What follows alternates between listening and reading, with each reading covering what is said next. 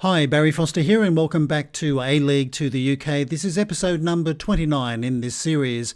And this will be the final episode in this series today because something has happened since our last video. We've been able to secure a job in the United Kingdom. But before we reveal which club has employed me, let's just wrap up things with the Newcastle Jets in the A-League, because I think I leave them in fairly good position. As you can see by this ladder here, after 8 games, they're sitting in 4th position on 13 points, only 2 points behind Melbourne Victory, who are on 15. Brisbane Roar, they've slipped to 2nd position on 14 points, along with Sydney FC, and just behind us are Melbourne City and the Central Coast Mariners on 12 points each. So after a fairly, let's say, rocky start to this 3rd season with the Newcastle Jets, we've been able to turn things around, and we've moved up the table with some very good results. And let's just take a look at what's been happening since our last video, which was Melbourne City. We went away to Wellington Phoenix and we absolutely thumped them 5-1, with Sumao getting on the scorer sheet, Mark Sykes, Matthew Miller with a brace, and Connor Payne also adding a goal. That was an excellent away win by the team. They completely outplayed Wellington Phoenix and thoroughly deserved that victory. We then came home and played Perth Glory. Now, Perth has been a little bit of a bogey team for us. They beat us not so long ago in the league, 3-2. And from memory, that was a very late, something like an 89th minute winner that gave them all 3 points in that particular match. So it was really comforting that we were able to beat them 1-0 with Stamatolopoulos getting the goal in the 65th minute. And this was a game that the Newcastle Jets really should have won 3-0, 4-0. We played all over Perth like a rash. But in typical fashion, we could only find the back of the net once.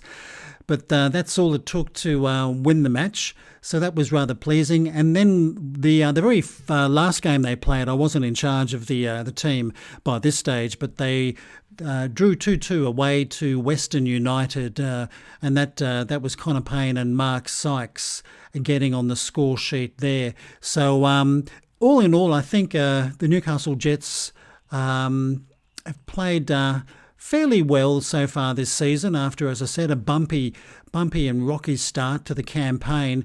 And when we look at the history of the last 2 seasons that I've been in charge of the Newcastle Jets, they won the A-League final series twice in 21 and 22. That determines who is champions in Australia.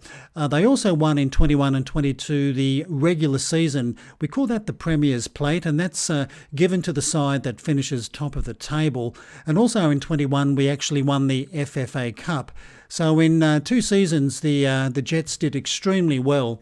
So I think I leave them in a fairly good position. I think quite a dominant A-League club that have certainly put the runs on the board, and I'm quite proud of that. But the side that I'm going to in the UK now, I am taking quite a haircut when it comes to pay, but I've decided to accept that. The side we're going to is a side called Bromley in the National League in the 5th tier in the United Kingdom.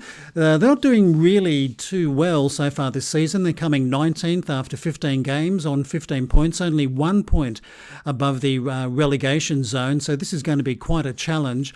But Bromley were actually looking for a manager, and I applied for the position because the whole point of this save was to find out, if I start off in the Australian A-League, can I end up getting a job somewhere in the United Kingdom, or is it going to be just a little bit too difficult?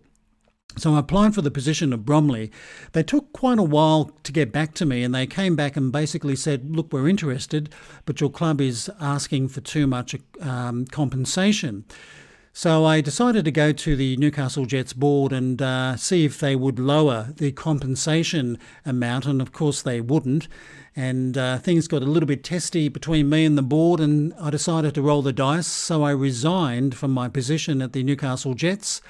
I was keeping my fingers crossed that I was doing the right thing and hoping that the game wouldn't turn around and then deny me any opportunities with job interviews. But luckily, that roll of the dice proved to be quite good because Bromley approached me. I had a fairly lengthy interview with them, and they came back fairly quickly after the interview and offered me the role, which I very quickly accepted. This is actually in Australian dollars. Now, it's showing $2,100 per week is my contract with them. If I go in here and we'll just change the preferences, let's say we go to general, yes, we'll go into UK pounds sterling, we'll confirm that. So it's only £1,200 a week.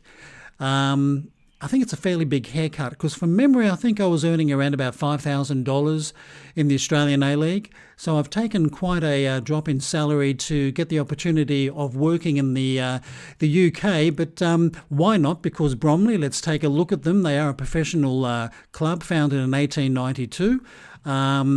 It's certainly a bridge into the managerial ranks in the United Kingdom, and who knows if you start off with Bromley, where it might take you in the game in the UK. So that's how it all. This is how it all finished with me getting the opportunity at Bromley. And I thought, why not? It just proves that you can start off managing a side in the Australian A-League, and if you put the runs on the board there, yes, you will get an opportunity to manage somewhere in the United Kingdom. So that's how this series is going to get wrapped up. A little bit sooner than I thought, but that's the way it went. Maybe when Football Manager 2022 comes out, I might do another save, probably something quite different. Probably not in the Australian A-League, but we'll have to wait and see. But anyway, if you have been taking a look at this series of videos in the last few months, I hope you've found them a little bit entertaining and enjoyable. It's certainly been a bit of fun putting them together and making them, because I've never really done this before by myself. So it's been a bit of a challenge at times. But anyway, I hope you have enjoyed it. My name is Barry Foster. Until next time, it's goodbye from me, and please take care.